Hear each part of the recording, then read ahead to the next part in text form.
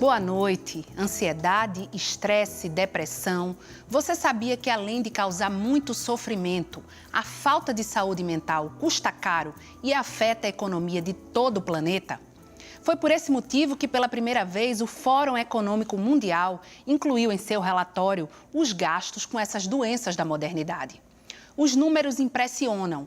O Fórum descobriu que 700 milhões de pessoas no mundo sofrem com problemas psicológicos. E mais, para cobrir os custos com tratamentos, queda de produtividade e aposentadoria precoce, são necessários 2,5 trilhões de dólares. Ao mesmo tempo, o Brasil caiu 4 posições no ranking de felicidade da ONU, passando de 28º para 32º colocado, entre 156 países. Mas por que será que estamos cada vez mais doentes e infelizes? O Opinião Pernambuco de hoje vai conversar sobre felicidade e desenvolvimento da economia.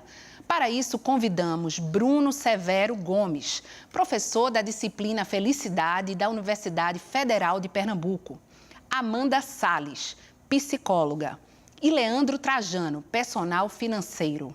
Você pode participar enviando perguntas ou comentários para o número do WhatsApp. Anote aí, 819-8830-7098.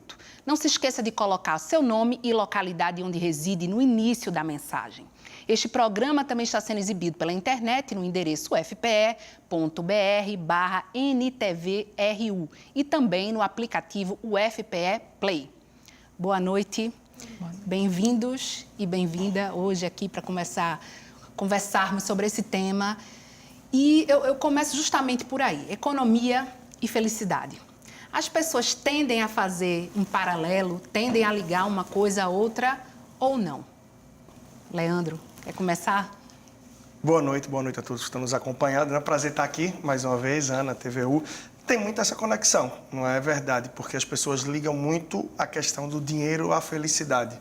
E talvez até para começar já aquela pergunta tão comum que em algum momento você vai trazer, né? O dinheiro Sim. compra a felicidade, o dinheiro Exato. traz a felicidade, ou como é esse mix? Então é uma coisa que é uma mística que tem, né? Porque eu acredito que sim, o dinheiro contribui com a felicidade, mas ele não pode comprar de forma alguma. E isso aí traz uma série de intrigas, uma série de conflitos de valores, de crenças e que vem de toda uma herança que a gente tem, né? Mas certamente, como se diz, é muito melhor você estar triste em Paris, perto da Torre Eiffel, do que em casa com pão com manteiga na frente da TV, de repente, né? Então são aí coisas que a gente vai trazer nessa noite e que eu acho que vai enriquecer muito quem está acompanhando a gente também.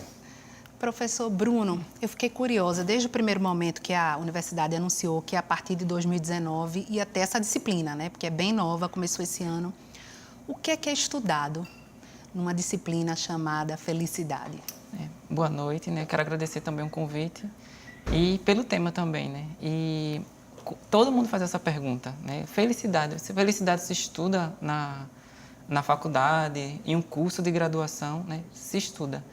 Eu costumo dizer que é uma disciplina que ela vai percorrer todas as outras disciplinas de todos os cursos.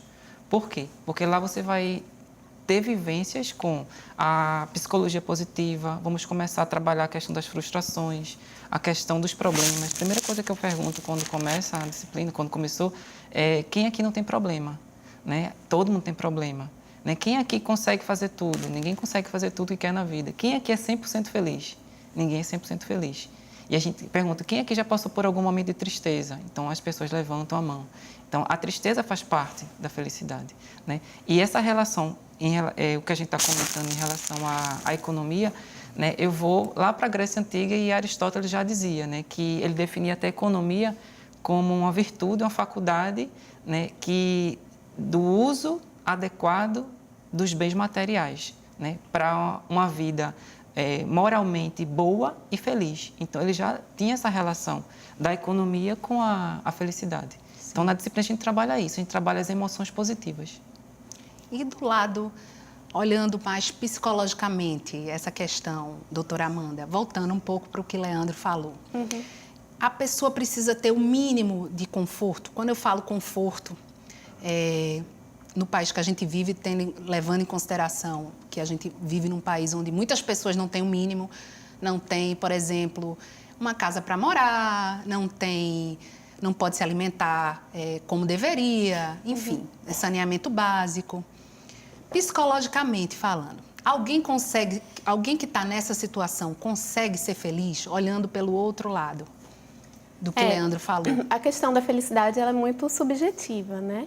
Mas, obviamente, o que você falou é verdade. Você tem que ter as necessidades básicas atendidas para você ter alguma condição, né, psíquica para poder se adequar e se integrar ao mundo, né? Então, quando está faltando o básico, fica muito difícil, porque psicologicamente você vai estar, né, essa homeostase psíquica ela vai ser quebrada por diversas razões. Então, quando você oferece condições básicas para a pessoa, isso vai ajudá-la, sim, a ter uma vida mais saudável, a ter uma vida melhor. Agora, a questão da felicidade é muito subjetiva, muito individual. Acho que a questão financeira, ela pode lhe ajudar em vários aspectos, mas eu acho que a felicidade vai muito além dessa questão, né? Até porque são momentos. E eu acho que é fundamental a disciplina de Bruno, lá na Federal, acho essencial, porque não é só trabalhar a questão, eu quero ser feliz, todo mundo quer ser feliz, né? Mas assim, para você ser feliz, eu coloco isso entre aspas, é fundamental você aprender a lidar com as suas angústias. É fundamental você entender que as perdas, a dor, o luto, as falhas, elas fazem parte. Então, o que vai diferenciar mais momentos de felicidade ou menos não é só o que acontece na sua vida, mas a forma como você lida com as intercorrências que são inerentes à vida e à natureza humana.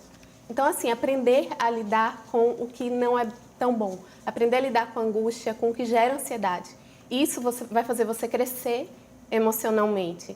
E a partir daí você passa a ter mais momentos felizes. Sim. Independente de você ter mais ou menos dinheiro, né? Embora, tudo bem, eu concordo com Paris. Mas, no geral, você pode estar em Paris e estar muito infeliz também. Então, se você não estiver bem, não estiver saudável, você não vai estar bem lá também. Aquilo está dentro de você. A felicidade está nas pequenas coisas. A gente sempre costuma colocar assim como a felicidade fosse algo assim, um acontecimento grandioso. Mas se a gente observar no nosso dia a dia, né, a gente tem vou ser feliz o dia todo, as 24 horas. A gente vai ter vários momentos de felicidade. Eu costumo dizer que também eu pergunto muito para as pessoas que se dizem, né, estão colocando como infelizes. A felicidade está, por exemplo, em tomar um copo d'água. Sabe aquela hora que você está com muita sede, né, e a sua felicidade é tomar um copo d'água. Eu costumo muito dizer também para as pessoas, né, várias coisas que acontecem na nossa vida e que a gente independe do dinheiro para ser feliz. Né? Eu digo as necessidades fisiológicas, né? Fazer xixi. Fazer xixi é um motivo de felicidade. Por que eu digo? Porque muitas pessoas podem estar agora no hospital e que o motivo de felicidade dela é fazer xixi. Verdade. E a gente faz isso todo dia, né? E não reconhece aquilo como um motivo de felicidade. Tudo vai ser muito relativo, né? De acordo com o que a pessoa estiver passando. Agora, houve um rei butanês, que eu não vou saber dizer o nome dele aqui, nem vou me arriscar a isso, que em 1972 ele criou o conceito de felicidade interna bruta, né? Que provavelmente foi para fazer um contraponto com o PIB, né? Que é o que mede se a economia de um país está crescendo, está satisfatória, e aí ele fez o FIB. E nos pilares dessa felicidade interna bruta, ele colocou desenvolvimento sustentável, convívio em sociedade, menos tempo para o trabalho, mais momentos de lazer, mais esportes, igualdade de gênero. E a minha pergunta é o seguinte, pode ser Leandro, de repente, responder, porque ele tem, inclusive, uma vivência, já foi voluntário, já morou em alguns países, não é isso, Leandro? Na sua opinião, de quem morou em outros países e de quem trabalha com finanças, isso é possível? Esse FIB é algo que pode ser alcançado ou não? Ele deu certo lá no Butão, porque é um país pequeno, porque tem a influência do budismo, enfim. Qual a sua opinião? Eu acho algo bastante interessante e desafiador, de acordo com o que a gente vive hoje, né? É o marketing, o capitalismo, a forma que tudo é exposto para a gente, onde, inclusive, eu trago muito isso para as pessoas. Apesar de trabalhar com dinheiro, com vida financeira, com planejamento, não é nem dessa forma que eu me apresento. É muito mais como uma pessoa que vem para reforçar a construção de sonhos, da sua luta por objetivos, tentando trazer a tua vida atual e a construir, reforçar uma ponte para que você chegue a realizar alguns desejos, alguns objetivos de vida. E como o Bruno falou, várias vezes os objetivos podem ser os mais simples possíveis. E aí que está a nossa riqueza. É em momentos de felicidade, que podem ser construídos com coisas simples da vida. Então, eu costumo perguntar em alguns eventos, o que é riqueza para você? A cada 10 pessoas, você vai ouvir 11 respostas diferentes. E na maioria delas, a palavra dinheiro não está presente. Para quem está desempregado, a riqueza hoje é só ter um emprego. Para quem está com filho no hospital, é estar com filho em casa. Então, é uma coisa que a gente tem que desmistificar, que dinheiro e felicidade, eles não estão unidos. Claro, há formas e meios de ajudar, de facilitar, porque você está com suas contas em dia, está conseguindo realizar algumas coisas, você vai estar mais tranquilo, não é? Mas a felicidade efetiva, a gente vai encontrar sim nas pequenas coisas do dia a dia. Isso que o Butão traz para a gente aí é um grande exemplo, não é? É realmente uma diferença. E que a gente vê muito isso, inclusive, nos países que estão lá no topo do ranking da ONU, não é? Exato. Que tem muita gente que a média ali financeira, salarial e tudo que tem, está longe de outros no Brasil, e a riqueza, a felicidade que eles atingem, ela está no bem-estar, ela está numa educação acessível, ela está na liberdade de você caminhar, de estar com a família, no tempo que você dispõe. E eu acho que isso sim é uma riqueza que vai muito além de algumas outras que a gente abre mão para obter. Agora, pegando esse gancho, inclusive, do relatório, que eu ia falar nele agora, é um relatório anual que todos os anos, né, já que é anual, mede o nível de felicidade de 156 países, como eu falei na abertura. E os países que esse ano, saiu agora no dia 20 de março, o último relatório, que estão na frente primeiro, Finlândia, Noruega, Dinamarca e Islândia. Vou falar dos 4 primeiros. É coincidência o fato desses 4 países serem países desenvolvidos ou não? Qual a sua opinião, professor? A Finlândia, se eu não me engano, ela está com uma média de 7,6, uma escala de 0 a 10. Sim. Né? Em 2013... Que é o primeiro lugar. A média do Brasil era 7,1 em 2013. E a gente vem caindo desde 2013. Então, de 7,1 para 7,6, a gente está bem perto até do primeiro que está agora em 2019. Né? O que a gente observa é que esses primeiros lugares, né, esses países que estão em primeiro lugar, eles têm toda uma questão que também está relacionada com o Butão. Se você for ver a felicidade interna bruta que é colocada esse cálculo, nada mais é do que uma pesquisa de satisfação do cidadão. Sim. Né? Então, como é que está a educação? Beleza. Como é que está a saúde? Como é que está a segurança? Como é que está a confiança nas instituições públicas? São né? 6 critérios que eu acho interessante a gente colocar aqui, Isso. como é que a ONU está medindo felicidade. Renda per capita, suporte social do Estado, expectativa de vida, liberdade de fazer escolhas, generosidade da população, e aí essa questão é solidariedade, Isso. generosidade, percepções de corrupção do governo. Vocês também têm alguma opinião formada no tocante a isso? Porque cada ano a gente vem caindo. O brasileiro está mais infeliz, né, segundo a ONU. Que percepção vocês têm desse dado, doutora Amanda? Acho que o brasileiro está cada vez mais consciente, né, da sua condição como cidadão. Acho que está cada vez mais consciente em relação à política. E os desdobramentos e as consequências disso tudo acabam influenciando nessa percepção de bem-estar, de segurança. Infelizmente, a gente está num país também que é difícil você se sentir seguro na maioria dos lugares. Então, isso tudo vai realmente interferir nessa percepção de qualidade de vida, de bem-estar. Né? Então, não adianta eu estar tranquila e segura na minha casa, mas saber que outras pessoas não estão, ou que eu mesma não estou se eu sair de lá. Então, acho que isso tudo vai influenciando. Acho que o lado bom é que estamos mais conscientes de tudo. Acho isso uma coisa boa. No tocante às doenças mentais, que a gente falou no início, o estresse, a ansiedade, a depressão, as pessoas estão mais atentas a essas questões também, na sua opinião? As pessoas estão mais conscientes. De alguma forma, a internet, as redes sociais, elas tendem a falar muito sobre essas questões também, além de outras. E como todo mundo meio que tem acesso, então chegam muitas coisas erradas, mas chegam muitas coisas certas também. Acho que as pessoas estão mais conscientes delas mesmas, dos sintomas, né, das patologias, da depressão, dos transtornos de ansiedade. E isso tudo, sim, aumenta essa consciência deles mesmos e dos sintomas que eles podem apresentar. Um reflexo interessante até que a gente observa é a saída do brasileiro buscando recomeçar a vida, uma vida nova, oportunidades em outros países, né? Cada vez mais, né? Você vê em diferentes classes sociais a busca por oportunidades, por algo melhor, um recomeço que seja no Canadá, Portugal, Estados Unidos. Então, isso tem uma descrença grande no nosso sistema, né? O sistema político, toda a corrupção que se vive, independente do lado, da esfera e tudo mais, e toda a insegurança que isso traz. A descrença de que, sim, nessa vida eu posso ter algo mais estável, algo que me propicie uma felicidade. Então, eu acho que isso choca muito. Porque pesquisas de 50 anos para trás, daqui a 50 anos para trás, né, mostram o seguinte, que o brasileiro tem mais poder de compra, ele tem mais acesso a planos de saúde, a restaurantes, a viagens, mas, por outro lado, a felicidade só está diminuindo. Que outro questionamento a gente pode se fazer em relação a isso?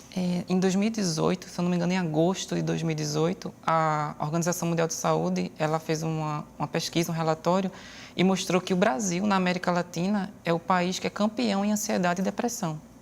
Né? E são números assim que a gente fica um pouco assustado, né? Em relação a quando é divulgado. Por exemplo, a ansiedade, a gente tem 9% da população com ansiedade. Tem 5,5% mais ou menos da população com depressão. E nesse número de pessoas com depressão no Brasil, a faixa etária que mais ocorre é de 55 a 74 anos. Né? E a gente pensa também a questão do quê? O que já está acontecendo hoje. Né? Já conversei com várias pessoas que estão nessa faixa etária e o medo é agora da aposentadoria. Né? Então, como a gente vai conviver hoje com a incerteza, né, ou a certeza de uma pessoa que vai se aposentar ganhando R$400. Isso gera sofrimento. Eu faço uma pesquisa sempre com jovens que estão concluindo o curso na universidade, dos mais diversos cursos. A pergunta que eu faço, o que você tem medo hoje? Você está prestes a ir para o mercado de trabalho. Ele diz que ele tem medo do futuro. Isso é muito impactante para um jovem que está saindo da faculdade, saindo de um curso, e o que ele mais tem medo é medo do futuro. Vamos para o intervalo? Hoje a nossa conversa é sobre felicidade e desenvolvimento da economia. Voltamos já.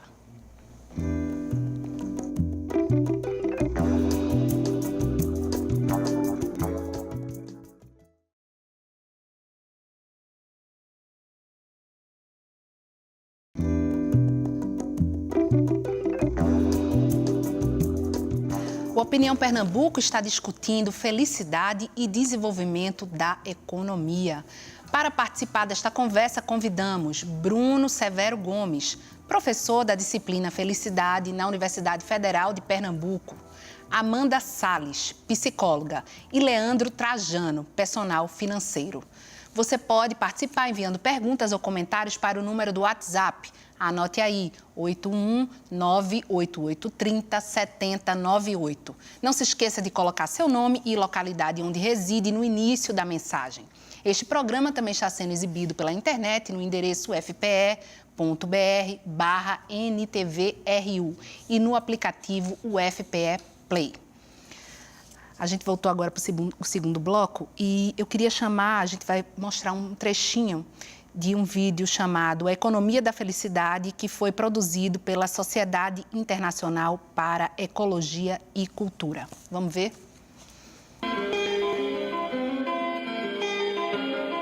It's hard to get your head around globalization. It's tempting to ignore it, to leave it to the experts. But we simply can't afford to.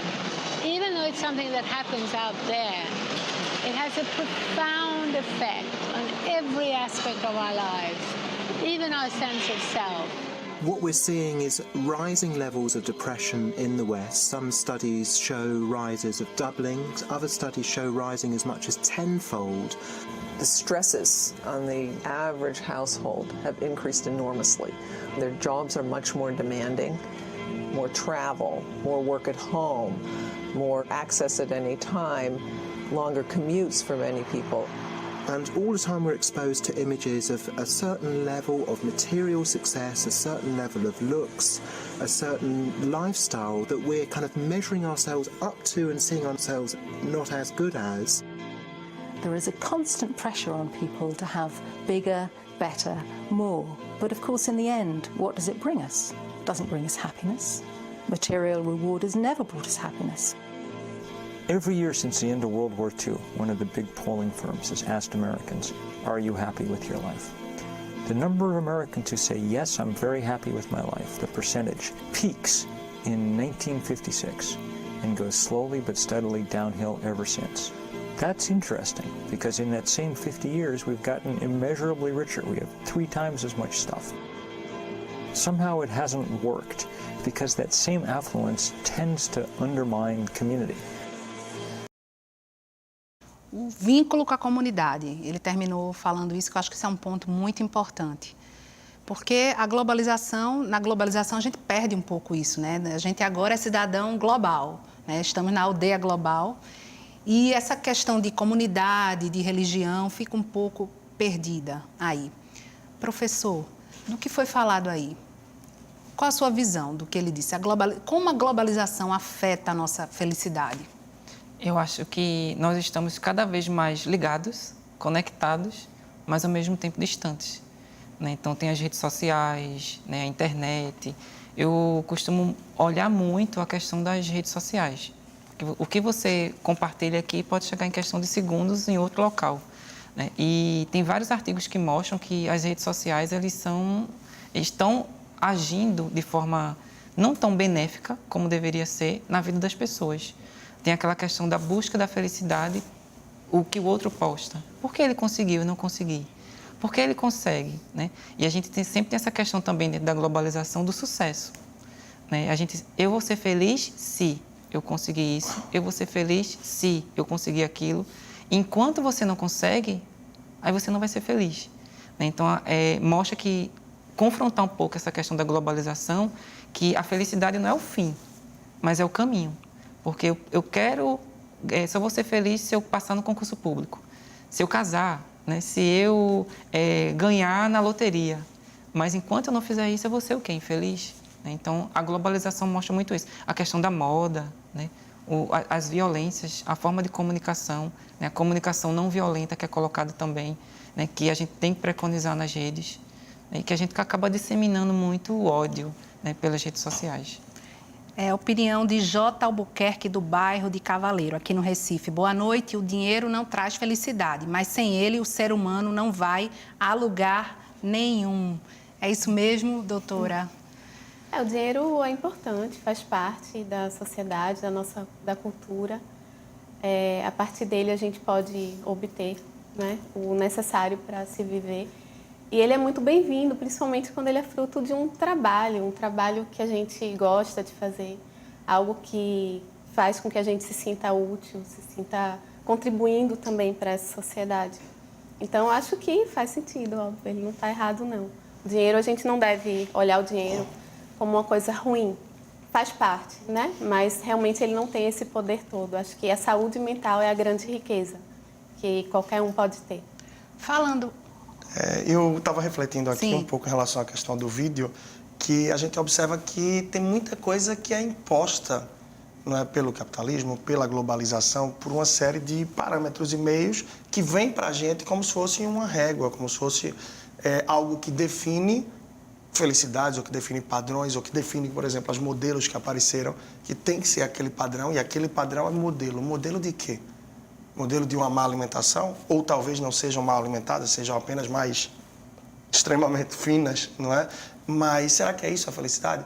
Será que modelo é bonito? Aquilo, a felicidade está muito além do corpo, ela está muito além do bolso, ela está muito além do curso que eu faço, está numa realização. E essa, sim, pode vir de uma série de fatores. Claro que para realizar algumas coisas, o dinheiro pode ajudar, mas vai depender também de onde eu estou medindo essa felicidade e o que eu estou botando como parâmetro para a minha felicidade. Porque eu posso ter uma história extremamente feliz, revolucionária a título de conquistas e de impactar a vida de outras pessoas, sem movimentar muito as finanças, mas movimentando ideias, movimentando uma mentalidade, e movimentando pessoas que vão se dirigir para um ideal e que esse ideal pode impactar e trazer grandes conquistas. Então, tudo está muito de acordo com o que você quer buscar e aquilo que você vai botar ali no farol para seguir. Há um mix muito grande, mas eu acho que foi bem colocado aí a frase do Jota também e o que a doutora Amanda falou, né? As empresas já perceberam que funcionários mais felizes são mais produtivos, vão passar o dia melhor, vão fazer um trabalho com mais vontade? As empresas brasileiras já começam a acordar para isso, professor, na sua opinião? Eu creio que sim, né? Não são todas, né? Sim. O bom é que acho que está começando a ter essa visão, né? A gente observa muito, falando da questão de emprego, de desemprego, a gente tem 13 milhões de desempregados no Brasil, né? E uma coisa que me chama a atenção é o número de pessoas que estão subutilizadas, né? Como foi colocado já aqui, né? A questão de eu estou trabalhando numa área, mas não é aquilo que eu queria. Então, aquilo ali acaba sendo um sofrimento para aquela pessoa. Só o fato de levantar de manhã, né? Para ir trabalhar, o que é que eu vou fazer, né? Naquele lugar. Então, a gente tem os que são subutilizados, tem os desempregados, né? E tem uma outra categoria agora que é o desalentado, né? Que são aqueles que já perderam a esperança, né? De tanto não sai nem mais para procurar. Não sai nem mais para procurar. Então, imagine, né? A gente tem que imaginar, porque não dá para a gente sentir realmente o grau, o nível, né, de sofrimento, né, que essas pessoas têm. Algumas empresas, elas estão investindo nisso, né? Eu fico muito feliz quando vejo uma empresa que está fazendo uma semana de saúde mental, né? Está levando um profissional de saúde mental para conversar com a equipe. Eu vejo que percebe o próprio líder da empresa, ele percebe quando o funcionário não está bem, né? Mas isso é uma minoria ainda, né? Infelizmente. Mas ainda existe muita gente que, mesmo com esse suporte, tem medo de dizer que, de repente, está deprimido. Como é que será que meu chefe ou a minha equipe vai interpretar? Porque ainda tem também essa barreira aí, né, doutora Amanda? Ainda Nem existe. sempre é fácil dizer que está... Não, estou estressado. Bom, mas tem 13 milhões de desempregados lá fora. Como é que você está empregado e está estressado? Ainda existe, infelizmente, um certo preconceito de algumas pessoas em relação à questão da saúde mental, né? E de admitir que não está tão bem, não está funcionando mais tão bem. Admitir para si mesmo é o mais difícil, quanto mais para os outros. Mas eu acho que com a psicoeducação, o esclarecimento, né, acho que a saúde mental tem sido mais falada, tem sido mais discutida, e isso é fundamental. Quanto mais se falar, mais pessoas vão se perceber, se conhecer e vão buscar ajuda. Ainda há uma dificuldade nesse sentido, dependendo da personalidade, até do gênero, né? Homens têm mais dificuldade de buscar ajuda do que mulheres ainda, mas eu acho que o conhecimento é fundamental para ir quebrando essas barreiras e as pessoas buscarem esse suporte, que realmente faz uma grande diferença na vida. E quando a pessoa tenta mascarar, ela está passando, sabe que está mal, e ela tenta mascarar, o problema tende a crescer mais? Tem alguma consequência quando a gente não enfrenta esse tipo de problema? Essa negação pode ir levando a uma piora do quadro, né? Então, você pode, de repente, estar apresentando um quadro de depressão leve, um quadro depressivo ansioso leve, mas se você não tratar, se você continuar insistindo, achando que vai conseguir, na maioria das vezes você não vai conseguir, algumas vezes você vai conseguir.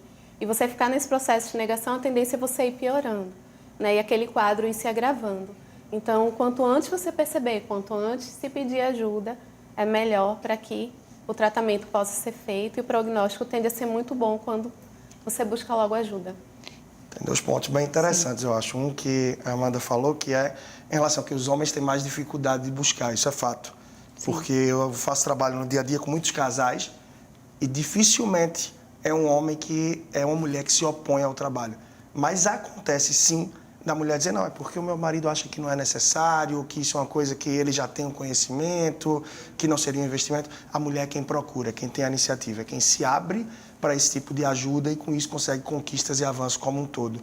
E outro ponto bem interessante é que a empresa deve sim se preocupar com essa felicidade, claro, com todas as questões emocionais de sua equipe, porque são esses recursos humanos que vão fazer com que a empresa conquiste, com que ela alavanque, com que ela cresça. E tem aí um ponto que vem de acordo com a vida financeira também, que impacta legal. Porque se a pessoa está com a vida financeira mais organizada, ela vai ter aí todo um ciclo melhor. Se você parar para pensar, eu tenho uma vida financeira mais organizada, eu consigo dar melhores condições para a minha família. Oferecer mais saúde, educação, lazer, alimentação, segurança de uma forma mais adequada. Com isso, eu vou estar mais tranquilo. Estando mais tranquilo, consequentemente, eu vou estar mais focado, mais feliz, eu vou ser mais produtivo. E o resultado disso vai para a empresa. Então, é a razão pela qual tem empresas que procuram esse lado financeiro para levar o tema, para despertar isso também. E eu estive na Colômbia ano passado e estava vendo uma reportagem que falava sobre isso, de capa de jornal, inclusive. Que se a pessoa não está com a vida financeira organizada, se ela está infeliz, a produtividade dela pode cair até 80%. Por sua vez, se a pessoa está com a vida financeira em dia, se a pessoa está feliz, não que estejam ligadas às coisas, claro, há uma série de outros problemas que podem desestabilizar, a produtividade dessa pessoa pode aumentar pelo menos 20%. Então, que vai tem ter uma conexão impacto direto na economia global, a gente pode falar. na economia global e, naturalmente, claro, vai atravessar aí conquistas ou uma certa perda para a empresa. Então, a empresa tem que investir, não é, em trabalhos diversos junto ao seu setor, aí, na área de recursos humanos, como um todo, para que esteja próximo das pessoas no dia a dia. Cuidar desse capital humano, que é a grande riqueza da empresa. Agora, tem um outro lado muito cruel, porque a gente está diante da Revolução 4.0, de cada vez mais automação. Essa questão, além da insegurança que o senhor falou, do outro bloco, né, que já, por conta da Previdência, que já não sabe o amanhã como será. Além disso, o trabalhador de hoje tem que lidar com isso, com essa ideia de até quando eu vou ser necessário, não é? Porque daqui a pouco pode vir uma máquina que vai me substituir. Isso também é um fator, professor, na sua opinião, que mexe com o bem-estar do trabalhador, da sociedade? Gera uma insegurança. O medo da automação, a máquina vai me substituir. Eu costumo muito brincar, né, com alguns cursos que eu dou aula e que a gente trabalha na área de saúde, tem máquina que automação que você apertou, ele vai fazer o exame todo, né? Mas precisa de uma pessoa para apertar o botão. Então, a gente tem que sempre potencializar que nunca você vai ser totalmente substituído, né? Não, vem equipamentos para facilitar a nossa vida, para agilizar algumas coisas, até para não gerar tanto risco, né, para as pessoas quando estão expostas, mas isso gera, em alguns setores, né, medo, né? A máquina pode tomar o meu lugar. Também o medo também em relação à idade, né? Então, a questão, até quando eu vou ser produtivo? Será que eu já estou ultrapassado? Está chegando uma pessoa agora com novas ideias, né? A gente sempre tem isso. Uma coisa muito interessante, voltando ao que a gente comentou no início, o botão, né, eles colocam assim, o motivo de, por exemplo, só estar vivo já é um motivo de felicidade, né? E quando foi colocado a questão da empresa, eu acho que depende também de como isso vai ser apresentado para as pessoas, né? Então, vai ser o quê? O que é aquilo? É uma máquina. A máquina vai me substituir? Então, já vai começar um sofrimento, né? Exato. Se você chegar com uma caixa e botar lá, é uma máquina, ela vai fazer isso. Então, antes mesmo, já começa a ansiedade. Antes mesmo de eu saber o que a máquina vai fazer, eu já começo na minha cabeça. A rádio corredor já está, né? Todo mundo pensando trabalhando. O que é que vai acontecer, né? Então, já gera uma infelicidade. Agora, eu vou deixar uma pergunta aqui, doutora Amanda, e vamos ver se vai dar tempo. Vou esperar meu diretor dizer. Tem 1 minuto, então eu vou deixar a pergunta e a gente responde no próximo bloco. Tem um livro chamado A Fórmula da Felicidade, que foi escrito por um egípcio e que ele era um engenheiro super bem-sucedido do Google. E ele diz no livro que se sentia infeliz e tentava preencher esse buraco com compras. E certa vez ele entrou, quando ele morava em Dubai, ele entrou na internet e comprou pela internet 2 Rolls Royce. Assim, entrou na internet e comprou, para ver a quantidade de dinheiro que esse homem tinha. E ele disse que quando os carros chegaram, ele se sentiu muito pior, muito mais triste e muito mais infeliz. Aí, no próximo bloco, quero saber sua opinião. A gente volta em poucos minutos, hoje debatendo felicidade e desenvolvimento da economia.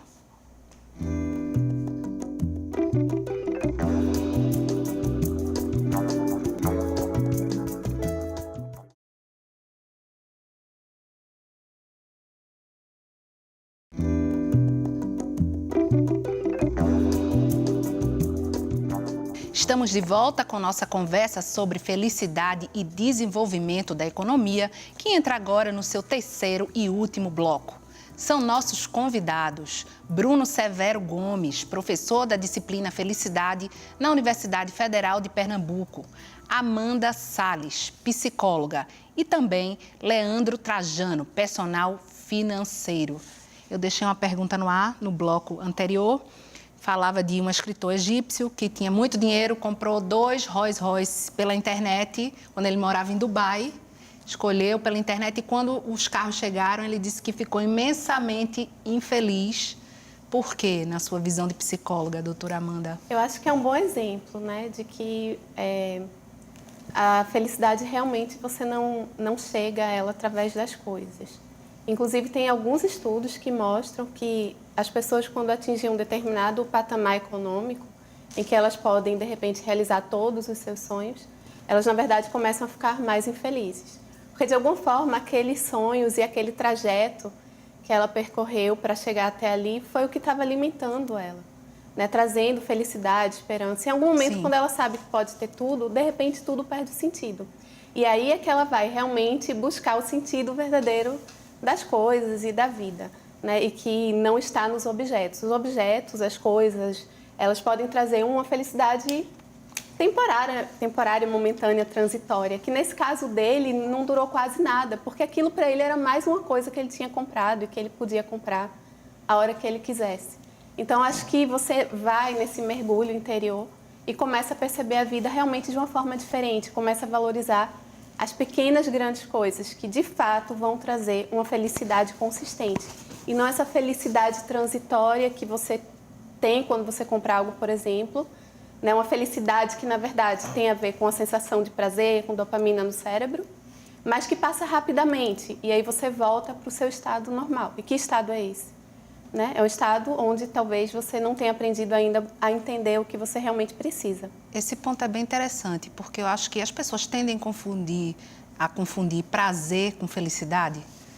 Tem também essa coisa do prazer momentâneo com a felicidade. Elas acham que, como a doutora falou, conseguir comprar algo vai ser a felicidade. Também tem toda uma publicidade que vai trabalhar nesse sentido, que faz parte desse sistema econômico, né? No dia que você tiver aquele batom, você será a mulher mais linda. No dia que você se vestir com essa marca, você vai ser muito mais bonita que todas as outras. Ainda tem essa coisa de competir. Então, qual a tua opinião, Leandro? Certa vez eu vi algo que falava sobre a diferença entre alegria e felicidade. E aquilo marcou muito. E eu vejo uma relação forte nisso. Porque eu acredito que a alegria tem mais a ver com isso. É uma conquista, é algo de momento. A alegria, ela é passageira. Eu posso ser alegre, mas não ser feliz. Eu posso ser uma pessoa feliz, mas não estar alegre. Então, a alegria, eu acho que é algo que vem mais daquele momento. E a felicidade é algo mais pleno, que você pode ter, e ela vai depender de uma série de coisas, que a gente atrela muito às coisas, e a gente viu em vários momentos aqui que não está tão ligado a isso. Então, é um questionamento que às vezes a gente tem que se fazer, não é? Isso vai me trazer uma alegria, ou seja, algo momentâneo, passageiro, ou isso vai contribuir com a minha felicidade? É um trabalho que eu desenvolvi, é um projeto que eu participei, é algo que está sendo construído para o dia a dia, que aquilo vai contribuir eternamente, vai estar marcado numa história, um tijolinho que eu botei ali da minha vida ou na de alguém. E a alegria é algo que talvez daqui a uma semana eu já nem lembre mais o que foi. De repente sair e gastar no almoço mais caro porque eu queria tomar aquela sobremesa, porque eu queria... Foi, e você perdeu a oportunidade de procurar ser mais feliz, por exemplo. E solidão? É um outro ponto que é muito colocado também no relatório, né? Cada vez mais nas cidades as pessoas... existem mais apartamentos onde os moradores... onde é habitado por somente uma pessoa. E aí eu vou usar... A gente estava aqui no intervalo falando de música, vou usar uma música de Tom Jobim que diz assim: é impossível ser feliz sozinho. É possível ser feliz sozinho ou não? Solidão não rima com felicidade mesmo, professor? Muitas pessoas querem ter o seu momento e isso é muito valioso. Eu acho que você tem que ter o seu momento, né? Mas a solidão, ela causa um sofrimento a partir do momento que você está no meio da multidão e você não está se sentindo bem. Sim. Né? Eu sempre digo isso muito. Por exemplo, as pessoas podem estar no meio de uma festa, mas estão se sentindo sozinhas. Eu falo muito isso na universidade. Né? Há algumas semanas atrás, né, um estudante, ele estava assim, conversando com um grupo e ele veio em minha direção, né, e conversou comigo, falou algumas coisas e quis dar um abraço. Um abraço. Uma coisa que ninguém gasta, né, nenhum centavo para dar um abraço na outra pessoa. E o resultado de um abraço é muito grande, né? Então, é uma revolução no nosso corpo. Sim. E eu perguntei, mas você não estava com aquele grupo? Por que você não falou o que você estava sentindo para eles? E não pediu o abraço? Ele disse que estava com vergonha de dizer que estava sentindo isso com o grupo. Aí eu disse, mas quando você voltar agora, vá lá e peça. Ele recebeu o abraço. Sim. Então, muitas vezes a gente vai se fechando. É como se a gente fosse fazendo uma redoma, ao nosso redor, uma casca, com medo do que o outro vai pensar. Né? Então, a solidão existe, está fazendo mal. A gente fica muito agora atrás do celular, do computador.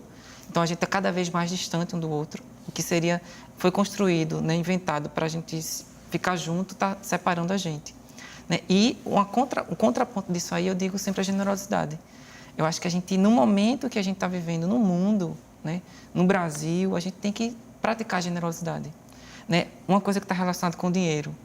Fale com quem pratica, com quem faz alguma ação voluntária. Não recebe um salário, um centavo, nada. Mas o ganho, vamos dizer assim, emocional é gigantesco. Então, que a gente se ajude mesmo. Né? A gente tem pessoas que estão passando fome, tem pessoas que não têm dinheiro para passagem. Veja nas vias da nossa cidade. Muitos carros apenas têm uma pessoa. Sim. Né? Então, a carona solidária, há várias coisas que a gente pode fazer e que a gente não faz. Eu sempre digo que eu tenho um momento na minha vida também que eu chamo Retiro da Boa Morte. O que é o Retiro da Boa Morte? Que quando a gente morre, aí novamente dão tudo da gente, né?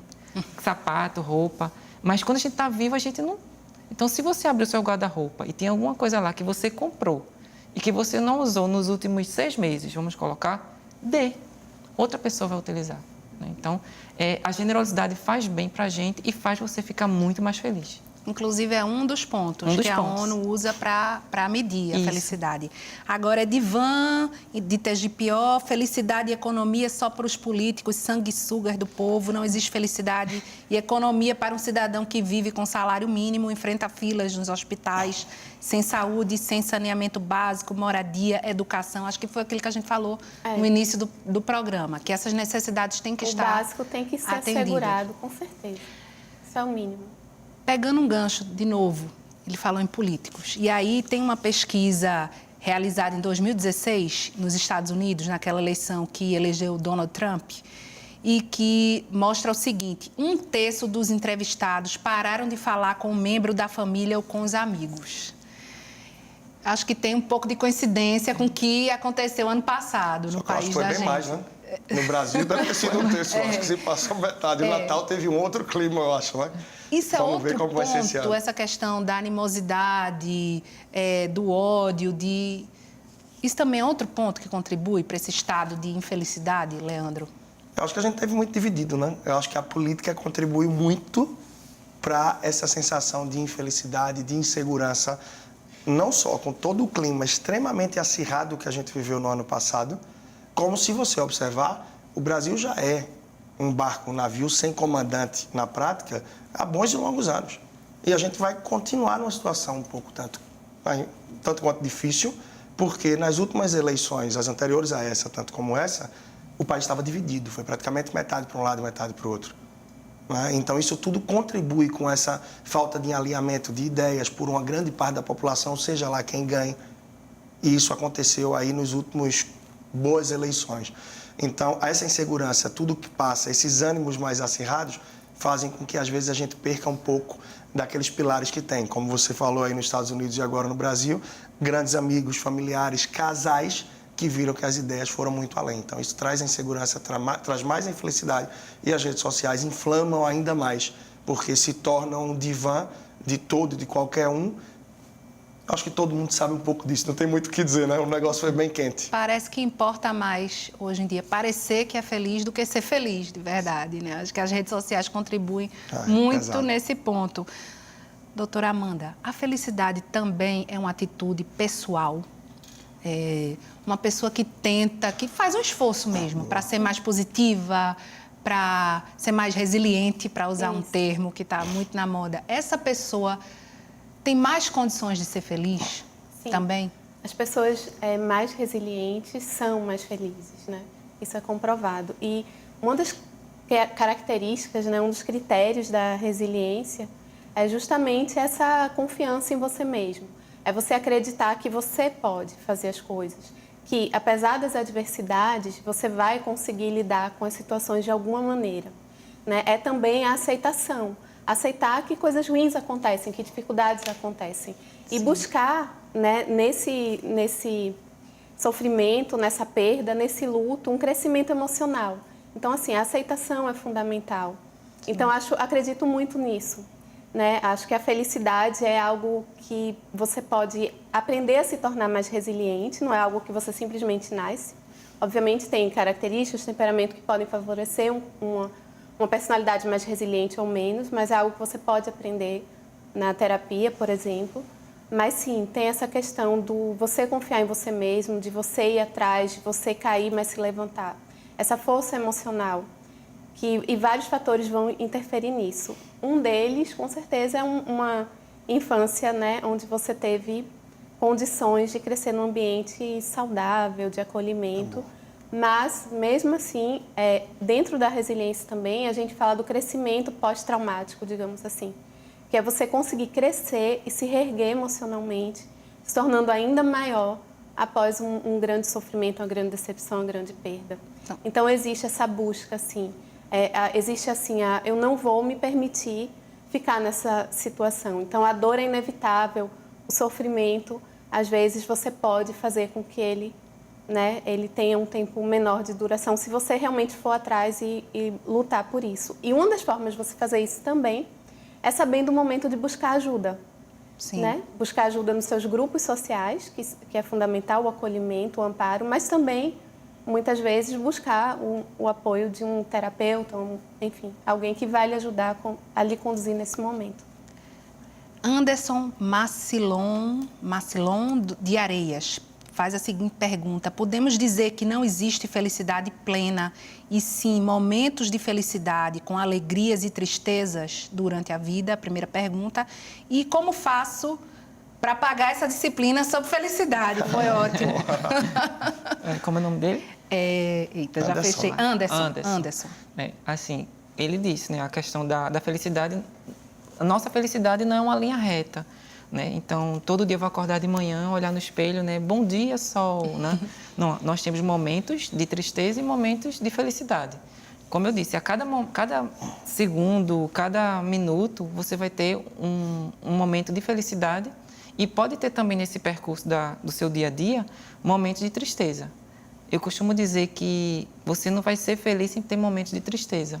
A gente precisa. Parte da vida. Faz parte da vida. Tristeza, sofrimento. Faz parte. Eu costumo até dizer assim, não é pessimismo, mas quando a gente está muito feliz, né, eu já escutei isso de uma pessoa, eita, vou esperando agora porque a coisa vai ficar ruim. Mas isso faz parte da natureza humana. Agora, o que a gente não deve fazer é potencializar as emoções negativas. Né? A gente tem muito isso, né?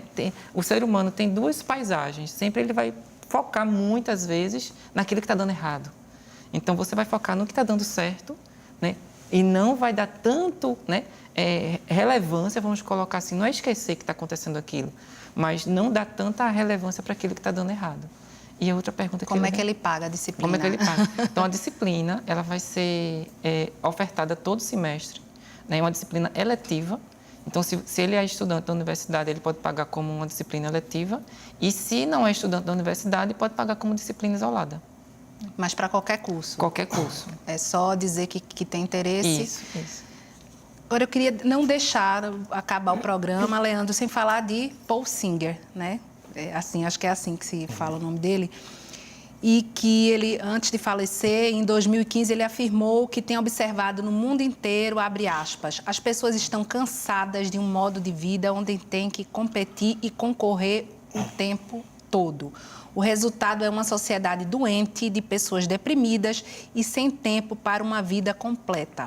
Isso foi falado por um economista. Concorda?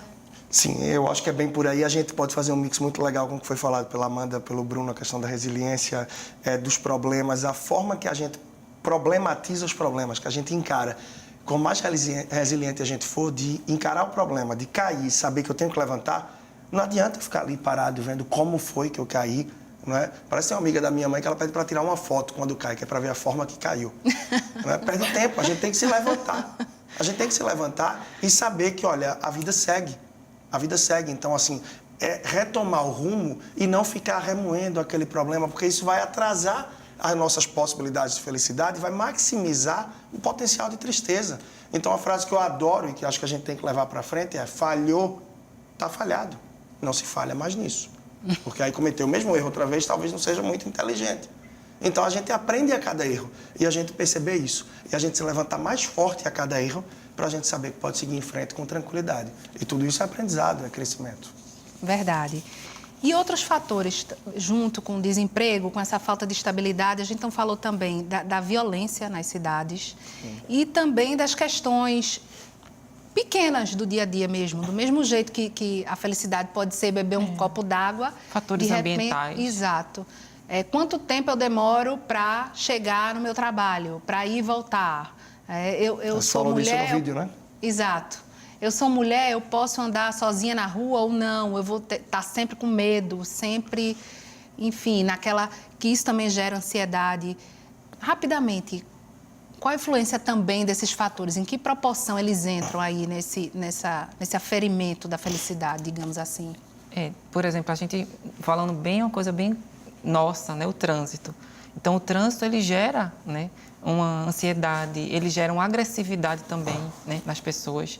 Eu costumo, na universidade, quando tem aula de manhã, quando o aluno chega atrasado, ansioso, estressado, eu não começo a aula. Eu tenho que fazer uma outra coisa para que ele fique naquele momento ali, né, na aula, porque ele ainda está lá no trânsito. A questão dos fatores ambientais, o próprio Butão, né, metade do território, claro que é pequenininho, mas metade do território, ele tem uma lei que preserva. Então, não pode mexer. Então, a questão do contato com a natureza, ele favorece.